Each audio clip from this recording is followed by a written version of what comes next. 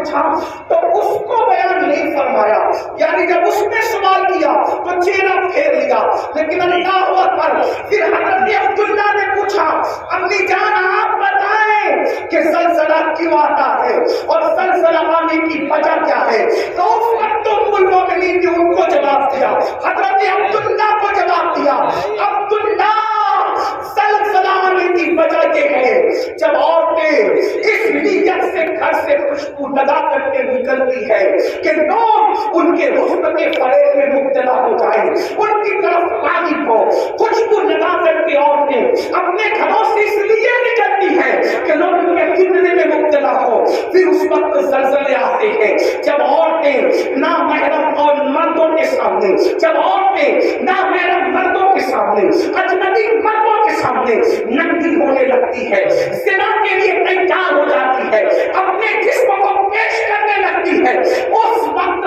زلزلے آتے ہیں۔ اللہ اکبر، ابھی آگے اور بھی روایتیں پڑھی جائے کہ اگر وقت رہا تو جتنا وقت مجھے دیا گیا میں اسی میں گفتگو مکمل کروں گا، لیکن آپ کی توجہ چاہتا ہوں، آج میں آپ سے پوچھتا ہوں کیا ہماری بہن بیٹیاں آج گھروں سے عطر لگا کر نہیں نکل رہی ہے، خوشبو لگا کر نہیں نکل رہی ہے، پرفیوم لگا کر کے نہیں نکل رہی ہے، خوبصورت بن کر کے نہیں نکل رہی ہے، میک اپ کر کے نہیں نکل رہی ہے؟ آج اللہ اکبر مسلمانوں کا ہاتھ یہ ہو گیا، شادی کے موقع پر صرف چہرے بنانے کے لیے بیوٹی پارلروں میں جتنا خرچ ہوتا ہے اگر اس کا اندازہ لگایا جائے تو لاکھوں روپے صرف بیوٹی پارلر کی نظر ہو جاتے ہیں۔ میں پوچھنا چاہتا ہوں مسلمانوں، صرف داڑھی رکھنے سے ہم نجات نہیں پا سکتے، صرف 5 وقت کی نماز بھی ہمیں نجات کے سائے تک نہیں پہنچا سکتی، سروں پر ٹوپیاں رکھنا بھی ہمیں نجات تک نہیں پہنچا سکتا۔ اس وقت تک جب تک کہ ہم پورے دین پر عمل نہ کریں، ہم نے دین کی چند چیزوں کو اٹھا لیا، کسی کو نماز آسان پڑی اس نے نماز اٹھا لیا، کسی کے چہرے پہ داڑھی آسان پڑ گئی اس نے داڑھی رکھ لی، کسی نے ٹوپی کو آسان سمجھا اس نے ٹوپی پہن لی۔ یاد رکھنا دین کو رسومات بنانے والوں، یہ رسمی عبادتیں نجات کے سائے تک نہ لے جائے گی۔ میرے نبی نے فرمایا والعاقبۃ للمتقین، نعرہ تکبیر، آخرت صرف پرہیزگاروں کے لیے ہے، آخرت متقیوں کے لیے ہے، بلکہ یہاں تک فرمایا جو لوگوں کے سامنے ٹوپیاں پہنے، نمازیں پڑھے، روزے رکھے، نیک عمل کرے، اور جو تنہائی کے اندر پاپ اور گناہ کرے، اللہ ان کی عبادتوں کو ان کے منہ پہ مار دے گا۔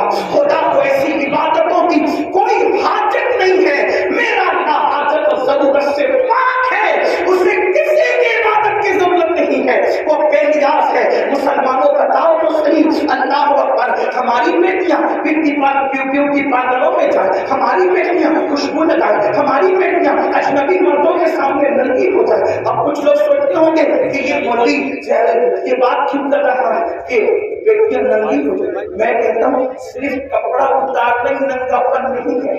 اگر دوسری حدیث پر نظر ڈالیں تو ذرا اپنے آپ میں ڈوب کے سوچیں کہ کتنوں کی بیٹیاں ننگی ہیں۔ بڑی معذرت کے ساتھ سفید ریش میرے بزرگ بولوں بھی بیٹھے ہیں، ان کا ادب بھی میرے سامنے ہے، لیکن اگر انجیکشن نہ لگائے، آپریٹ نہ کرے، آپریشن نہ کرے تو یہ کام ہمیں نہیں کہا۔ جب ہم ہمت پہ نہ بولے تو کہا لوگ کہتے ہیں اتنی اوپن تقریر نہیں ہونا چاہیے۔ میں نے کہا جب لوگ اوپن گناہ کر رہے ہیں تو اوپن اصلاح کرنے کا ہمیں حق نہیں ہے۔ جو گناہ کرنے میں اوپن ہوگی ہم اس قوم کو آئینہ نہیں بتا سکتے، اور اللہ نیتوں کو چھوڑتا ہے۔ ایک بات کرنے کی ہماری عادت سے اللہ نیتوں کو جانتا ہے۔ لعنت اللہ یہ موقع نہیں کہ جھوٹ بولو اس کے لعنت، ہمیں شوق نہیں یہ بات جاننے کی، لیکن آپ سے پوچھتا ہوں آپ اگر یہ سوچتے ہیں ان کو مردوں کے سامنے عورتیں ننگی ہوگی، زلزلے ہوگی، عورتیں ننگی نہ ہوگی۔ ایک حدیث میں اللہ کے رسول علیہ السلام نے فرمایا قیامت کے قریب عورتیں کپڑے پہن کے بھی ننگی ہوگی۔ تو صحابہ نے پوچھا آپ کا کپڑے پہن کے ننگی ہونے کا کیا مطلب ہے؟ تو فرمایا اتنے باریک اور پتلے پتلے کپڑے پہنے گی کہ کپڑے پہن کر بھی ان کا جسم نظر آئے گا، کتنے کم اور چست پہنے گی کہ مفہوم ہے کہ جسم کا نشیب و فراز دکھے گا۔ تو یہ بھی تو ننگے پن ہے، کپڑا پہن کر بھی ننگی ہے۔ مردوں کو اس کا کوئی خیال نہیں، ایک باپ جب جمعہ کی محفل میں مسجد کے اندر یہ خطاب سنتا ہے تو کہتا ہے مولوی لوگ پرانے خیال کے لوگ ہیں. مولوی پرانے خیال کا نہیں ہے، ہم دین کے پابند ہیں. لوگوں کو اگر ترقی کرنا ہے تو لوگ آگے جائیں، اور مسلمان کو اگر ترقی کرنا ہے تو وہ پیچھے نبی کے قدموں میں آئے. ہمیں نبی ترقی ملی تھی تو قدم ناز مصطفیٰ کے صدقے میں ملی تھی، اور اگر آج بھی ترقی ملے گی تو نبی کے قدموں میں ملے گی. لوگ کہتے ہیں نبی کے قدموں میں کیا رکھا ہے، میں کہتا ہوں جب ماں کے قدموں میں جنت ہے تو نبی کے قدموں میں کیا رکھا ہے اس کا اندازہ آپ خود ہی لگا سکتے ہیں.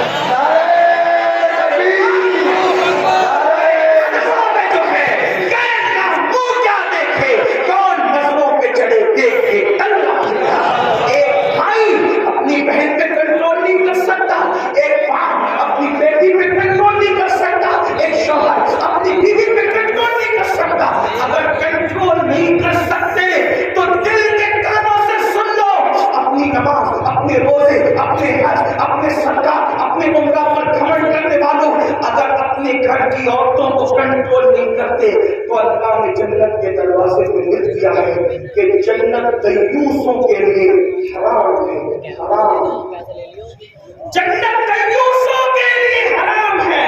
صحابہ نے پوچھا آقا دیوس کون ہے؟ تو اللہ کے رسول علیہ السلام نے فرمایا جس کے گھر کی عورتیں بدی میں مبتلا ہوں اور وہ مرد معلوم ہونے کے بعد ان کو نہ روکے. جو عورتیں بازاروں میں بے پردہ جائیں اور وہ مرد معلوم ہونے کے باوجود ان کو نہ روکے، ایسے مرد دیوس ہے. دیوس اللہ نہ ان کا فرض قبول کرتا ہے، نہ ان کا نفل قبول کرتا ہے، نہ ان کی دعائیں قبول کرتا ہے، نہ ان کی نمازیں قبول کرتا ہے. میرے پیارے آقا علیہ السلام کے پیارے دیواروں ام المومنین فرماتی ہے پہلی وجہ تو یہ ہے. دوسری وجہ جب ناپ طور میں کمی کی جائے گی تو زلزلے آئیں گے.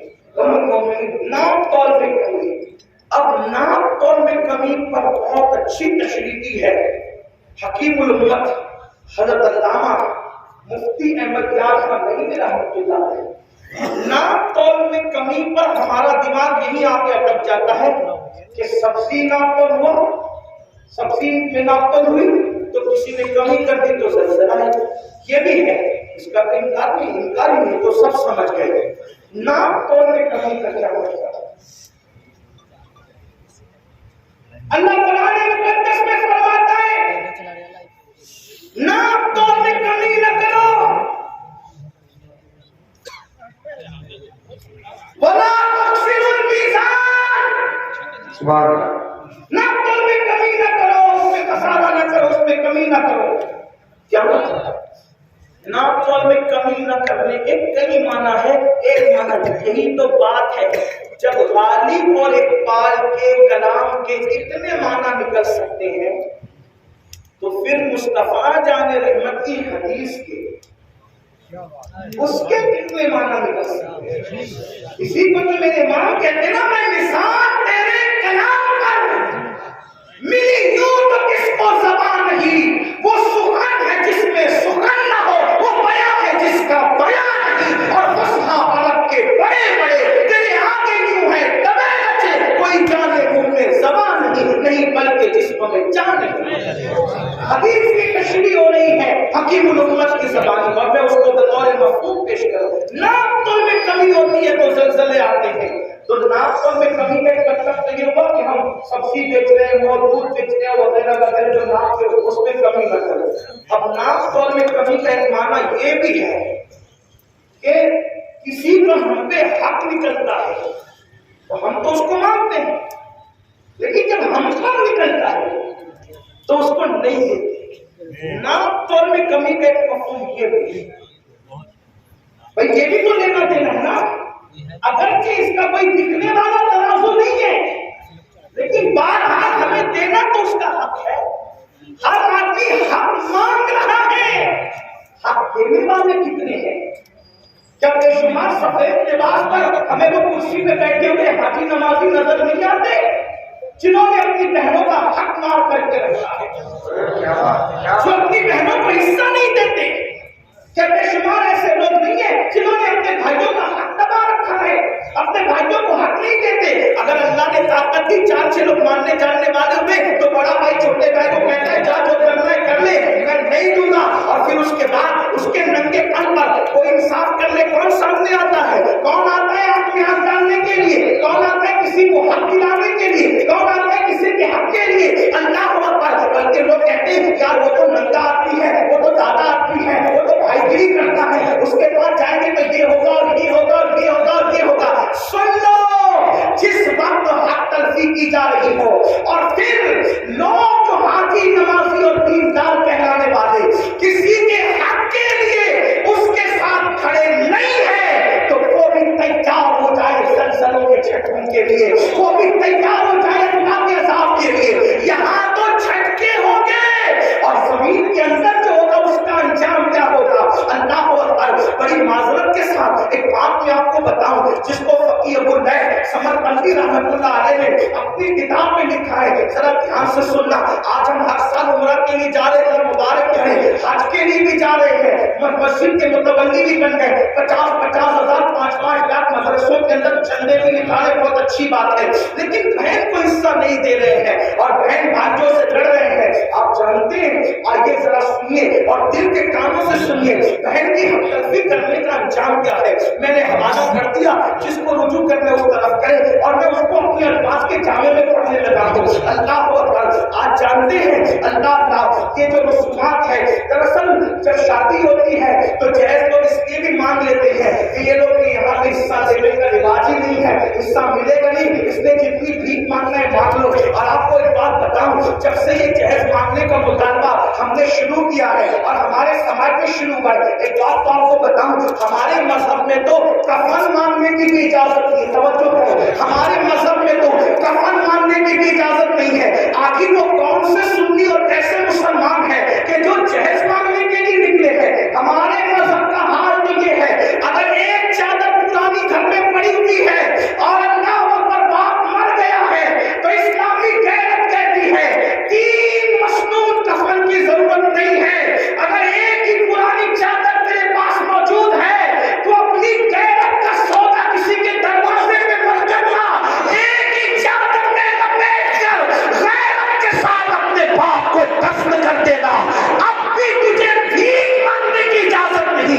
जिस मजहब में बाप के कफन के लिए भीख मांगने की इजाजत न हो, एक कपड़ा मौजूद होते हुए, किफायत का कपड़ा मौजूद होते हुए, उस मजहब के अंदर आखिर जहेज मांगने की इजाजत कैसे हो सकती है? उस मजहब के अंदर कार मांगने की इजाजत कैसे हो सकती है? उस मजहब के अंदर अल्लाह पर बाइक मांगने की इजाजत कैसे हो सकती है? और याद रखना, आज लोग कहते हैं मौलाना मुसलमानों की बेटियां कैरों के साथ भाग रही है। आज लोग कहते हैं मौलाना मुसलमानों की बेटियां कैरों के साथ भाग रही है, मुसलमानों की बेटियां लौजों में बिक रही है, मुसलमानों की बेटियां सिकलों पे बुर्का पहन के भीख मांग रही है।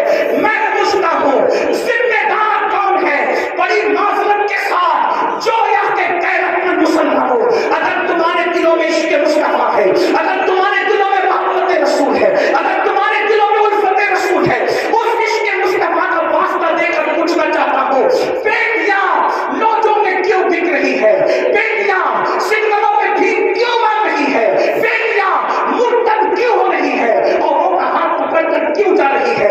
जिम्मेदार कौन है? क्या वो बेटी जिसने किसी का हाथ थाम लिया सिर्फ वो जिम्मेदार है? नहीं नहीं, बल्कि जिम्मेदार हम सब हैं, जिम्मेदार पूरा माशरा है। उसकी वजह नारे तकबीर, नारे रिसालत, हज़रत मुफ्ती मोहम्मद इस्माइल साहब क़िबला, नारे तकबीर।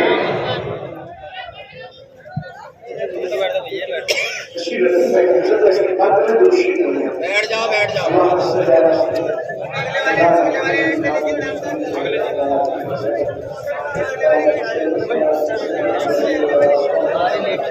एक बार सब मिलकर और दुरूद पढ़ लें।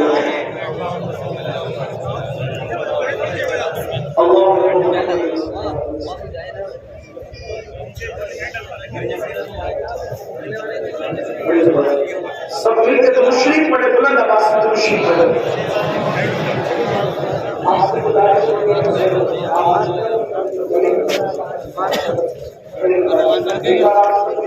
حضرات دیکھ رہے ہیں